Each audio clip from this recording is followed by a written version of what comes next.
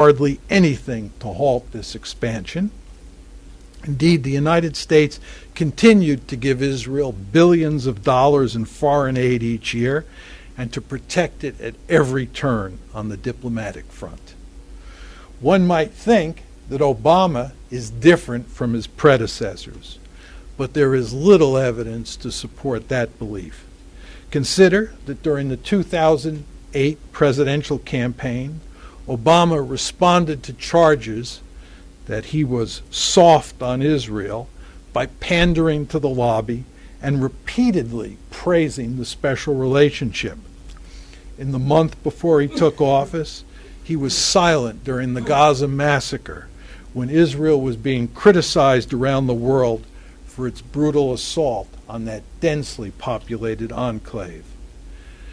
After taking office in January 2009, President Obama and his principal foreign policy advisors began demanding that Israel stop all settlement building in the occupied territories, to include East Jerusalem, so that serious peace negotiations with the Palestinians could begin.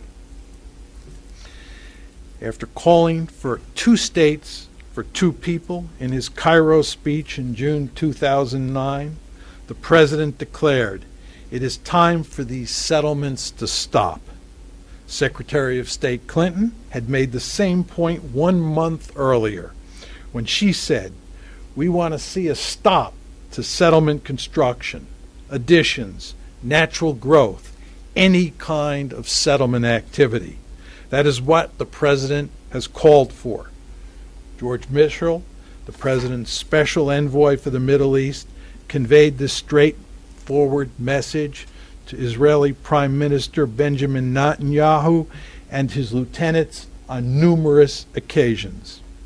In response, Netanyahu made it equally clear that Israel intended to continue building settlements and that he and almost everyone in his ruling coalition opposed a 2-state solution. He made but a single reference to 2 states in his own speech at Bar-Ilan University on June 14, 2009, and the conditions he attached to it made it clear that he was talking about giving the Palestinians a handful of disconnected apartheid-style Bantustans, not a fully sovereign state. Netanyahu, of course, won this fight. The Israeli Prime Minister not only refused to stop building the 2,500 housing units that were under construction in the West Bank at the time, but just to make it clear to Obama who was boss, in late June 2009, he authorized the building of 300 new homes in the West Bank. Netanyahu refused to even countenance any limits on settlement building in East Jerusalem, which is supposed to be the capital of a Palestinian state. By the end of September 2009, Obama publicly conceded that Netanyahu had beaten him in their fight over the settlements. The president falsely denied that freezing settlement construction had ever been a precondition for resuming the peace process, and instead he meekly asked Israel to please exercise restraint while it continued colonizing the West Bank.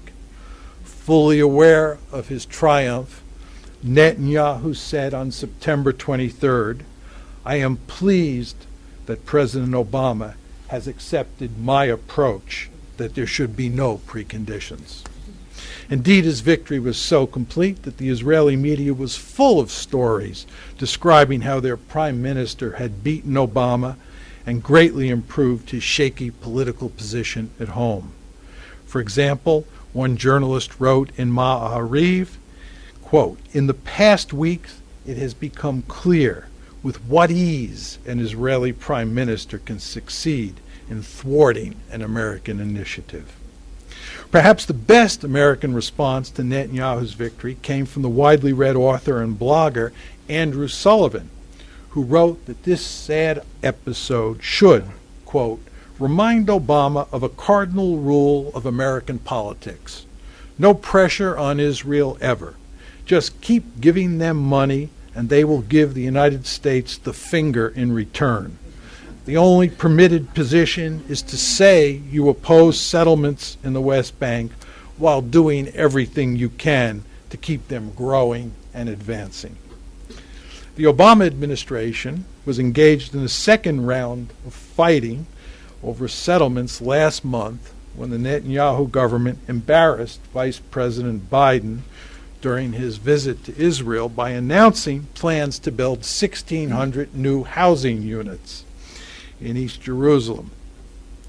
While this crisis was important because it clearly revealed that Israel's brutal policies towards the Palestinians are seriously damaging American interests in the Middle East, Netanyahu rejected President Obama's request to stop building settlements in East Jerusalem.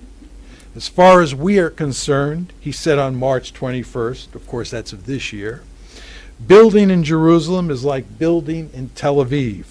Our policy on Jerusalem is like the policy in the past 42 years. One day later, at the annual AIPAC conference, Netanyahu said, the Jewish people were building Jerusalem 3,000 years ago, and the Jewish people are building Jerusalem today. Jerusalem is not a settlement, it is our capital. And just last week, he said, there will be no freeze in Jerusalem, although it does appear that Israel is not building in East Jerusalem for the moment. Meanwhile, back in the United States, AIPAC got 333 congressmen and 76 senators to sign letters to Secretary of State Clinton reaffirming their unyielding support for Israel and urging the administration to keep future disagreements behind closed doors. In short, President Obama is no match for the lobby. The best he can hope for is to restart the so-called peace process. But most people understand that these negotiations are a charade.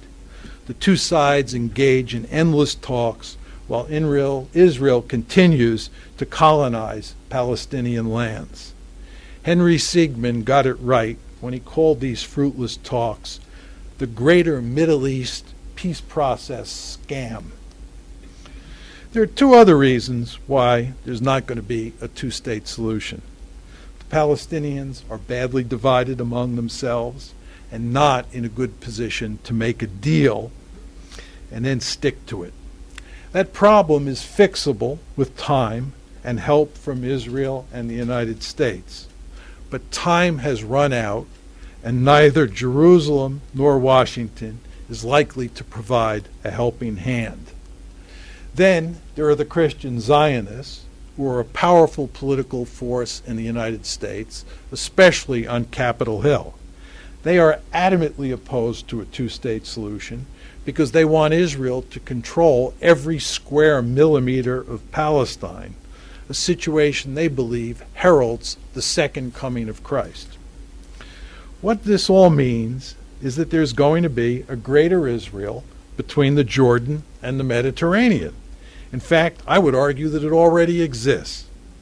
But who will live there, and what kind of political system will it have? It is not going to be a democratic binational state, at least in the near future. An overwhelming majority of Israel's Jews have no interest in living in a state that would be dominated by the Palestinians. And that includes young Israeli Jews, many of whom hold clearly racist views towards Palestinians in their midst. Furthermore, few of Israel's supporters in the United States are interested in this outcome, at least at this point in time.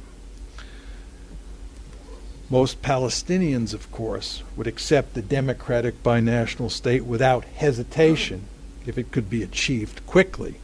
But that is not going to happen, although, as I will argue shortly, it is likely to come to pass down the road. Then there's ethnic cleansing, which would certainly mean that Greater Israel would have a Jewish majority.